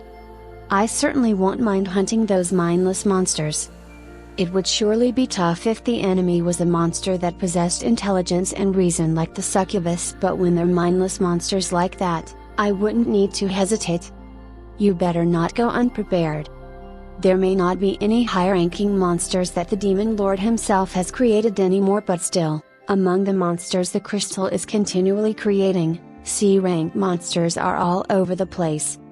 Then, it seems I'll somehow manage. The monsters as high as 2 ranks lower of the ones that had been created in synthesis before could be bought using DP. And unless one has the ability of the creation medal, they could create only up to our rank monsters. So that means that the crystals could create monsters only up to the C rank. However, Marcha groaned. But Tenko's incompatible with that place. Her specialty's using flame attacks, but almost all the monsters over there have high flame resistance and many are physically durable. If none of you can use water magic, then you need to dish out an overwhelmingly powerful attack without any flame attribute in it, but at your levels, that's pretty difficult. What, there's that kind of thing, huh? You don't have to worry though, we don't have any shortage on the attack department. Tenko, show Marcho the power of the weapon I made a while ago. Yay! Tenko readied the weapon. It was the weapon I had just made a little while back using creation. It was a weapon according to my interpretation of Tenko's request that she wanted a close-range weapon with a big bang. Its form was of a shotgun's. The Remington M870P, length, 1060 mm, weight, 3.6 gauge, caliber, 12 gauge, magazine size, 5+1 rounds, the strongest gun for close-range battles. Note, for the magazine size, the +1 means that the 6th one is in the gun's barrel. Chapter 8, Shotgun. What I made for Tenko was the Remington M870P, length, 1060 mm, weight, 3.6 gauge, caliber, 12 gauge, magazine size, 6 rounds, a pump-action masterpiece. The Remington 870 was favored all over the world as the standard shotgun for its great durability and sturdiness. This model features a magazine capacity more than others.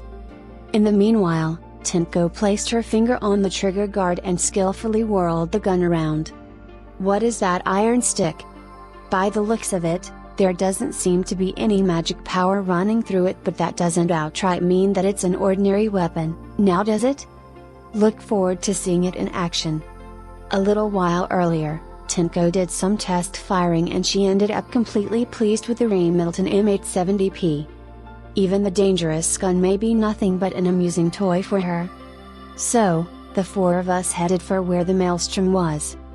A monster was already created and it was sleeping somewhere near the swirl. Its distance was around 50 meters away from us. It was a demonic dog that had a red mane, the C rank Orthros. If a C rank Orthros is going to be created in a level that's fixed, it'll be at around level 40 to 50. Considering the difference of their rank and stats, I'd say Tenko-chan's at a considerable disadvantage. But I guess her special abilities would make it so that she's just at a slight disadvantage. Conversely, for Tenko to have that much fighting power at level 1 was abnormal. Such was a being called an S rank. Had she been created to be at a fixed level, just how outside the norm could she had probably been? If, by any chance, you can defeat the Orthros without any magic, then you'll also be able to hunt at the Crimson Cavern. As Tenko heard those words, her eyes lit up and she made a clenched fist. Yay! I'll level up quickly and be more useful to Odo-san. She said such a wonderful thing to me. Tenko then immediately took a deep breath. Additionally, she loaded the gun by means of a pump action. A stiff clink sound was heard. And then, she gave her enemy a stern look and charged at it. The red-maned demonic dog, having the ability to perceive incoming danger, was aware of Tenko. Originally, a celestial fox had flame magic as its specialty. It was then able to do one-sided battles from afar. This time, however, under the assumption that the enemy possessed a high resistance to flame, Tenko couldn't use any flame magic. The first to attack was the Orthros. It opened its mouth wide, but Tenko did a quick sidestep. The rock that had been behind her exploded and its pieces scattered. It was the Orthros' offensive magic, acoustic destruction. As its name suggests, a cluster of high-frequency waves are directed towards the target. It travels at the speed of sound and it's invisible, so dodging it is awfully hard. But Tenko, she just did. Tenko won't be hit. 5 more steps. Tenko easily avoided the acoustic destruction, fired in quick succession. But then, the Orthros closed its mouth. Did it stop its magic attacks? The moment I thought so, Tenko did another step, and acoustic destruction passed to the place she had just been. The act of the Orthros opening its mouth was probably nothing but a sham.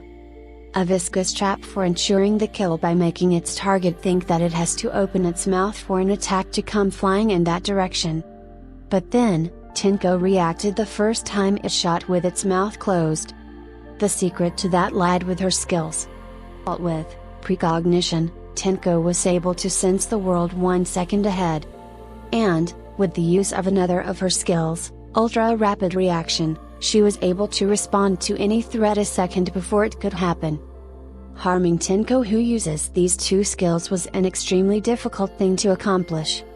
To do so, one had no choice but to use attacks that she wouldn't be able to respond to even if she saw them beforehand.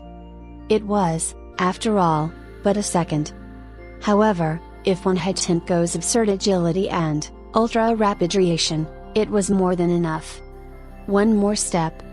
It was when she was only 10 meters away from the Orthros that Tenko stopped her steps and prepared her Remington M870P. The gun's long barrel looked unbalanced for the small Tenko. "Odo-san, I'm gonna use your weapon now." And so, Tenko pulled the trigger.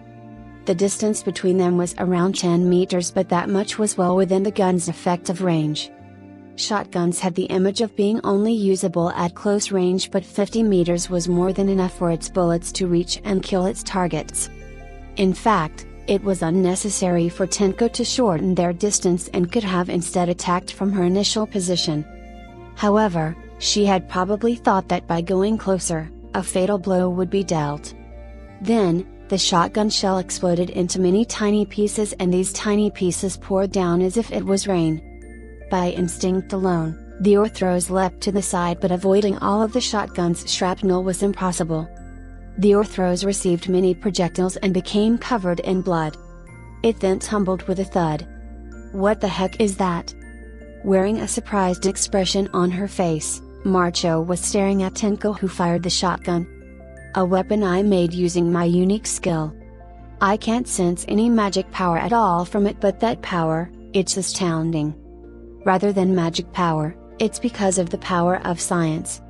Tenko shortened her distance from the blown away Orthros. And then, she moved the lower part of the gun's barrel, it clicked and loaded the next bullet. At almost a point-blank range, she pulled the trigger once more. This time, however, the shell didn't explode. The shell flew straight into the head of the Orthros, blowing off everything from the neck up. The Orthros turned into blue particles and then vanished. The round she used this time was a slug shell. In a nutshell, slugs were large caliber, single projectile bullets. It was powerful beyond words. It even rivaled a blow from an anti-materiel rifle, which were developed for use against armored vehicles. Note, not a typo, it's really anti-materiel rifle. Tenko's shotgun had been loaded with alternating charges of shot and slug shells, employing a basic strategy of using shot shells to stop the enemy's movements and the slug shell to finish it off. "Odo-san, I killed it." Tenko proudly waved her hand. When I looked at her status, I saw that her level went up to 3. Considering that she just killed a level 50 Orthros, it was understandable that her level grew in a single leap. "Well done, Tenko. Come over here so that I can praise you." "Yay!" After she hanged the shotgun to her shoulder using the strap attached to it, she then embraced me. Her tail was swinging, and as I stroked her head, her tail's movement sped up. Marcho had an amazed look on her face when she opened her mouth.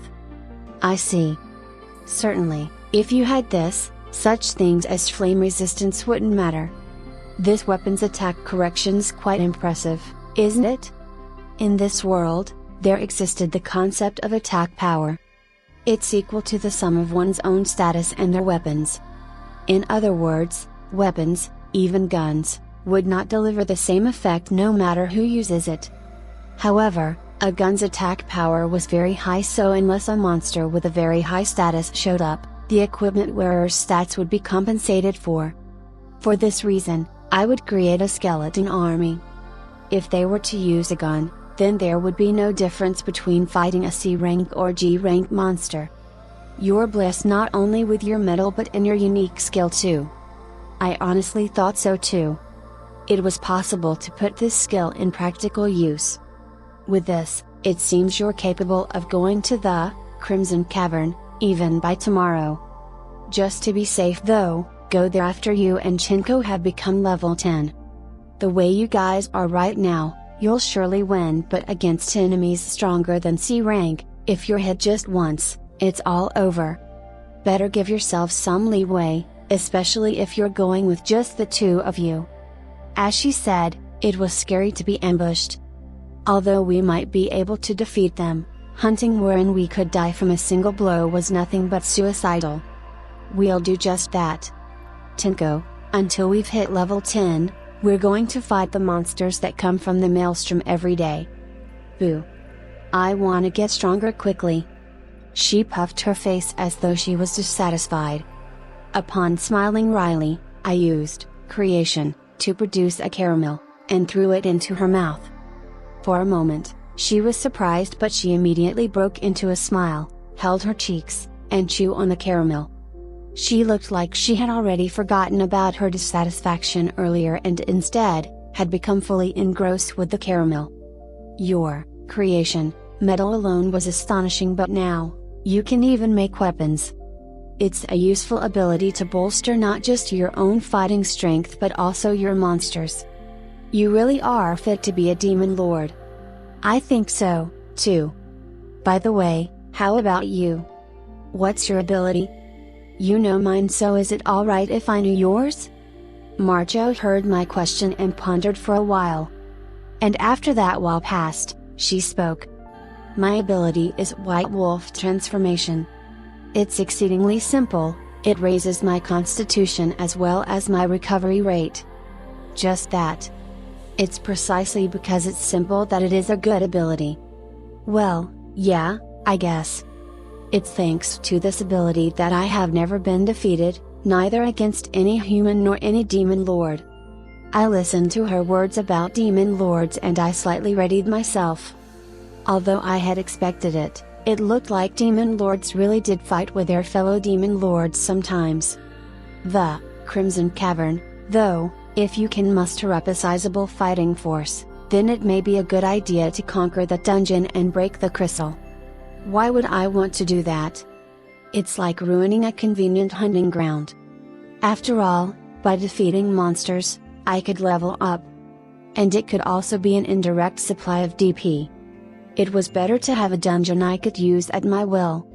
When one breaks a crystal, you see, it allows them to create the crystal owner's metal. So with that as their objective, some demons lords would break another's crystal. If what you're saying is true, then I'm extremely at risk. It seems like I'll be targeted instantly. That's why you should keep your creation a firm secret. I nodded my head. Although I would still live after my crystal was broken, my powers as a demon lord wouldn't be as fortunate.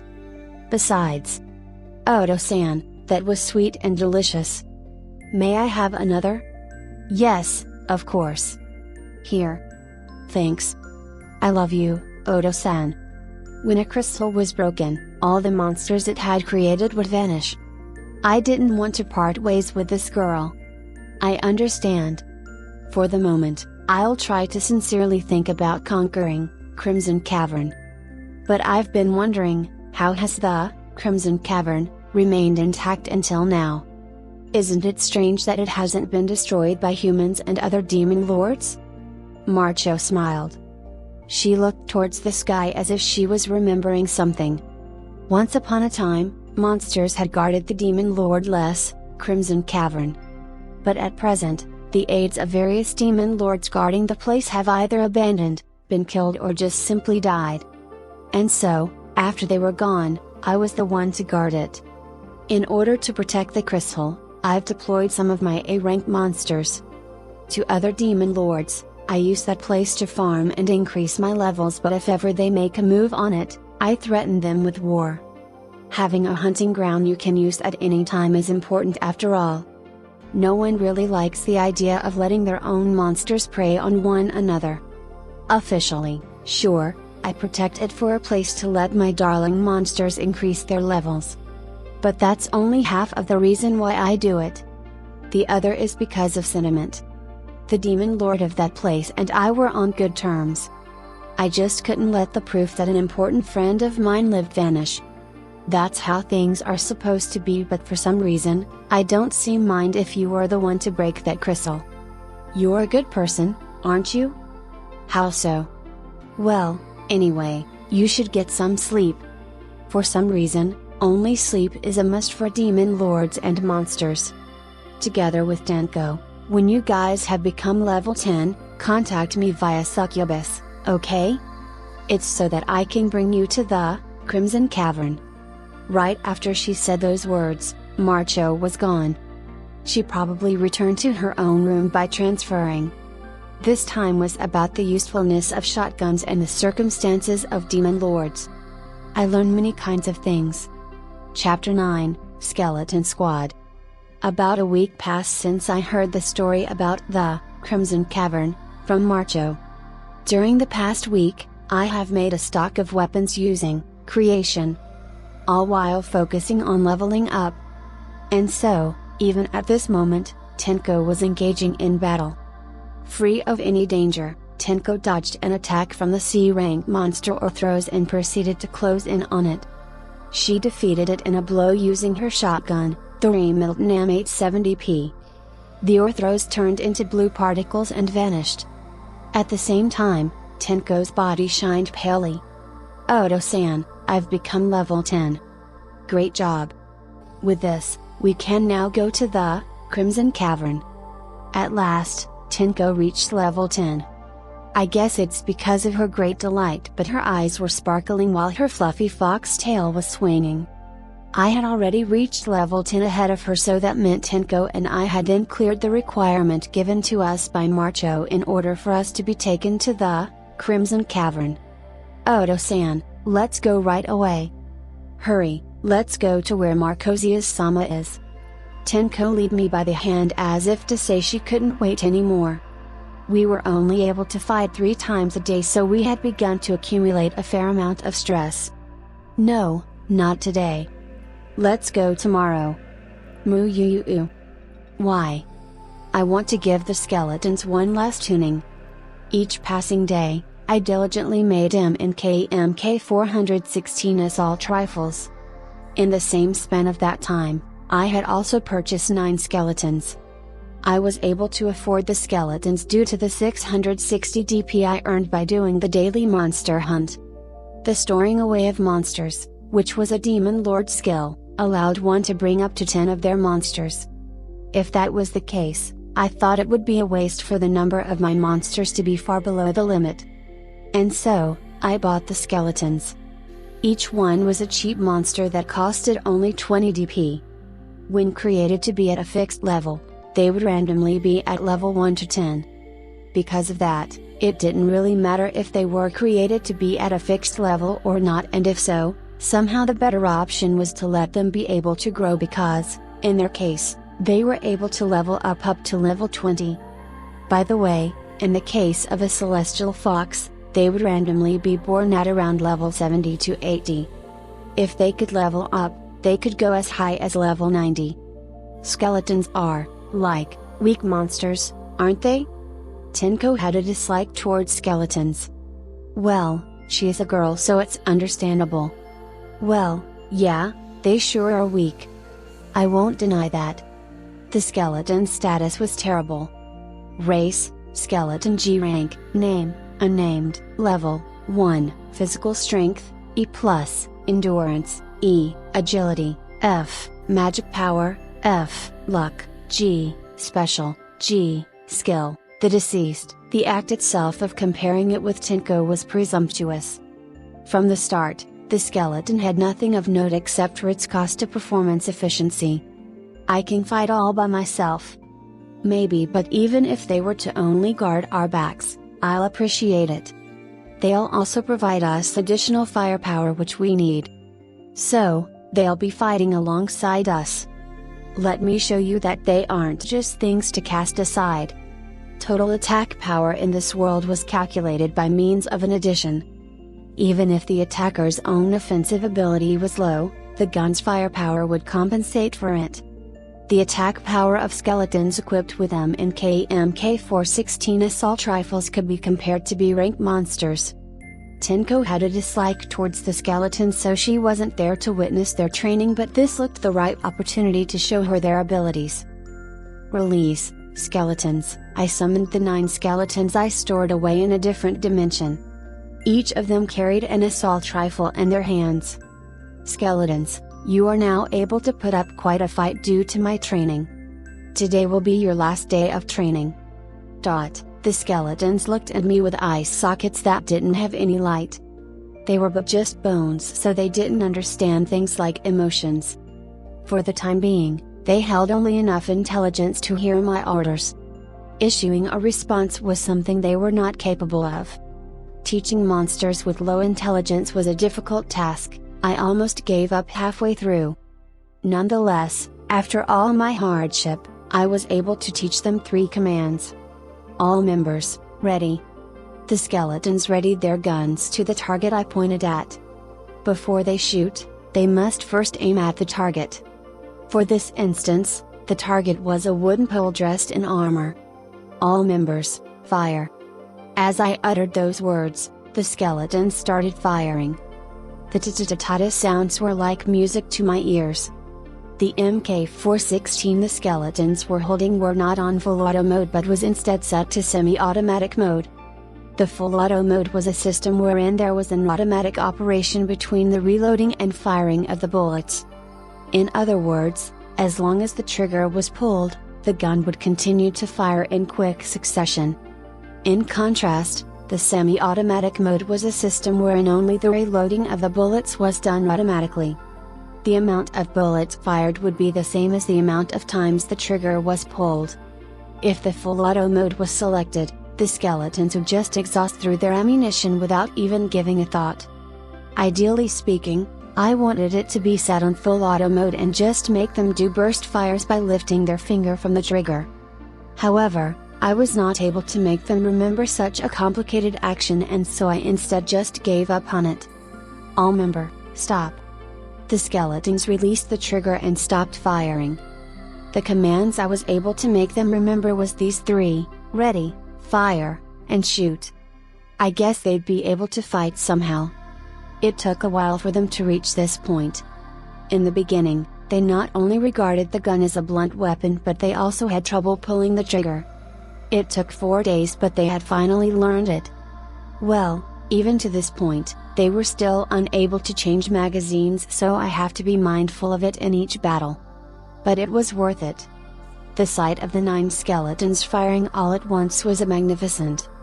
When I have my own dungeon in the future, I will increase their number and also build an even more vicious unit. How is it? It's amazing, isn't it? But Oto-san, if you're going to have trouble teaching them such things, wouldn't it be much better to just make a smarter monster?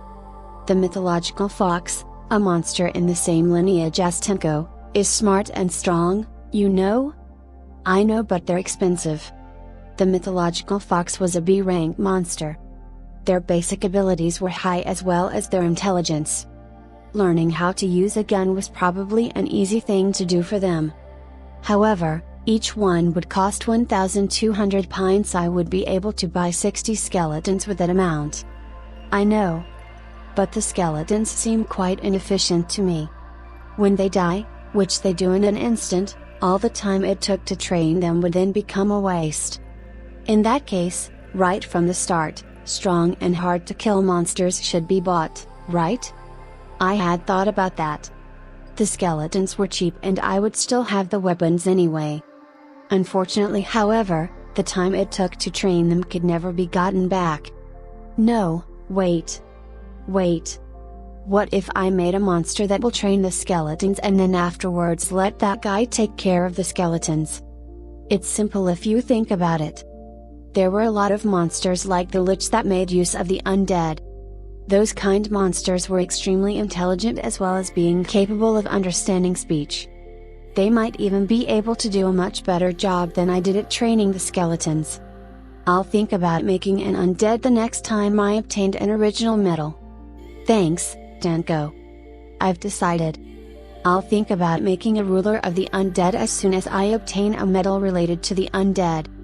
Moreover, if I'm not mistaken, there should be a fellow among the undead that does something like using corpses and making further undead. If it used the corpses of powerful humans and monsters, then it was able to create powerful monsters at no cost. My dream just kept on getting bigger. Tenko doesn't like the undead, but for Oto-san, Tenko will endure. You're admirable, Danko. Yay! And so, the training of the skeletons ended. Afterwards, we reported to Marcho that we have already reached level 10. It was decided that tomorrow, Tenko and the undead equipped with the guns will towards the Crimson Cavern. Chapter 10, Crimson Cavern. Are those your subordinate monsters? Marcho, with a stiff smile on her face, said so to me. Aren't they precious? Tenko and I had raised our levels until the recommended level of 10. Succubus then transferred us and we met with Marcho. Naturally, it was for the sake of being guided to the Crimson Cavern. The skeleton squad would also be taken along. Each of them carried an M&K Mk416 assault rifle and it was a spectacle. The combination of the emotionless skeletons and their boorish guns gave quite the atmosphere.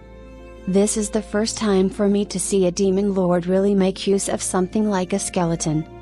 If it's me that uses them, even skeletons would be a splendid force in battle. That's certainly true. It may not even matter who uses that weapon. You've thought about it well. In an instant, Marcho had seen through my plans. As expected of a skilled demon lord.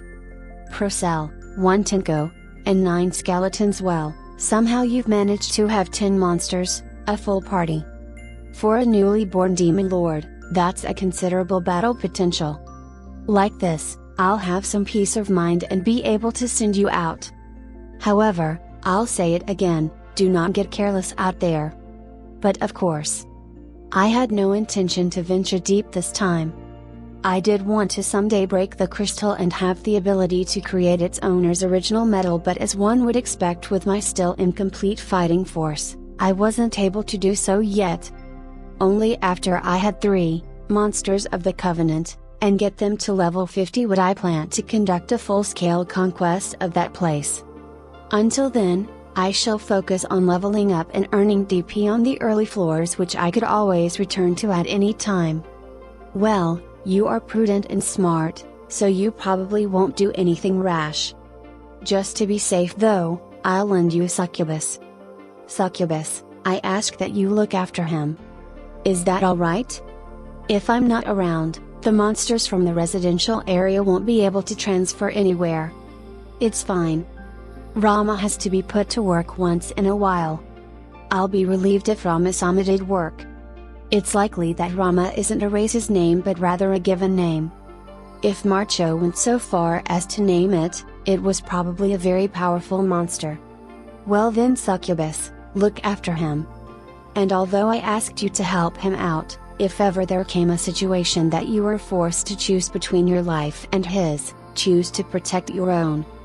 To create a situation wherein he's driven to a corner like that, Purcell has nothing else to blame but his own foolishness. You need not hesitate about it.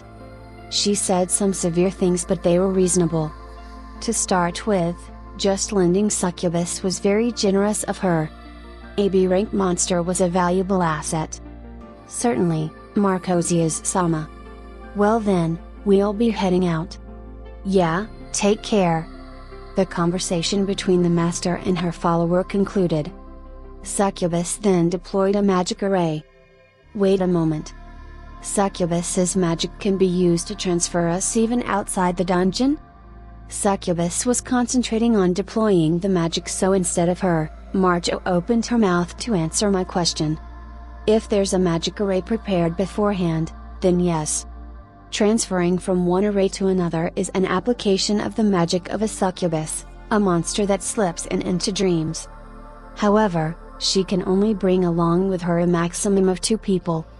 What a convenient ability. In the future, if ever I got a hold of a metal that can make a succubus, I would definitely want to make one. The lich that controls the undead and the succubus that could use transfer magic. The monsters that I wanted to make were rapidly increasing.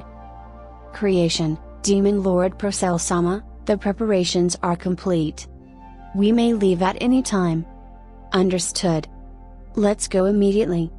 I stored away the skeletons and the 2 of us, Tinko and I, moved close to Succubus.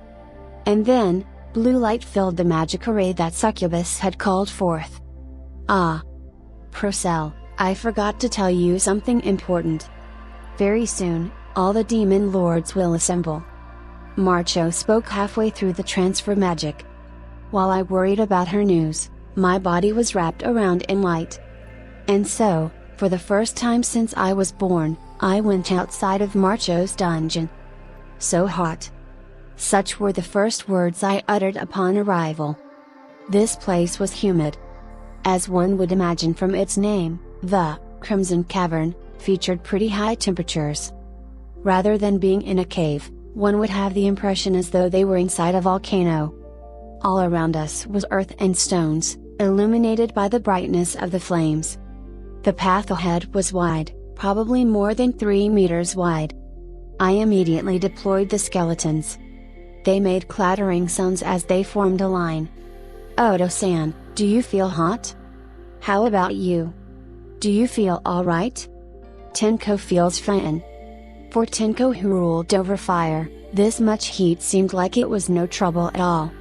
It's hot for me too, so I don't really like going here. The succubus similarly felt hot. And although she was always lightly dressed even under normal circumstances, her eye-catching way of pulling the hem of her clothes allowed me to see various things I shouldn't have. Incidentally, the skeleton squad did nothing but rattle their bones. I had no idea what exactly they were thinking about. If you both feel hot, then Tenko will cool it down. Just as she said, the temperature of our surrounding dropped. Is this Tenko's magic? It is. Does Odo-san feel better? Yeah. It's cooler and feels much better now. It helps a lot. Tenko had the skill called Ruler of the Flame. Its effects were that it gave the flame attributed magic spells maximum power-ups while also decreasing its consumption of magic power. Not to mention that it also allowed its user to control all flames within their vicinity. The true nature of flame magic was that it manipulated of the amount of heat of its target, and thus it was also very much capable to lower the amount of heat it had. If things went on to be this pleasant, we would then be able to hunt in good spirits. This is to express my gratitude. I used creation to make a caramel. Upon doing so, Tenko opened up her mouth wide, so I threw it in there. Yay! Tenko, who had been getting addicted to caramel lately, looked happy as she tasted it. There's one thing prior I'd like to tell you. Succubus halted our departure. And then, she pointed under our feet. My transfer magic, when used outside of Marcosius-sama's dungeon, only allows me to jump from one array to the next. In other words, if we wish to return to Marcosius-sama's dungeon right away, we have to go all the way back to the array which is engraved in this place. So I hope you take note of our exact path. I understand. I'll pay attention to it. It probably was possible to exit the dungeon normally but not using transfer, and instead walking all the way back to Marcho's dungeon was a thought I didn't want to entertain. So I used creation, and created a transmitter. Furthermore, I also used creation to make a receiver and a smartphone. I then installed the receiver on the smartphone. There wasn't any GPS, so producing a map is impossible, but if I were to use an app, I would at least know the directions. For the moment, I tucked the smartphone in my breast pocket. The record function was turned on. It might come in handy in the worst case scenario. I remembered each and every kind of gun there was and was even able to prepare this kind of thing, but just what the heck kind of person was I? The mystery only deepened. I probably wasn't a decent guy. Succubus, is there anything else? Nothing more from me. Well then, let's go. Yay! Let's kill lots. All our preparations were complete. We headed out for real this time. Hi. This is Novel Admire. Thanks for the visit. Come back again for more novels.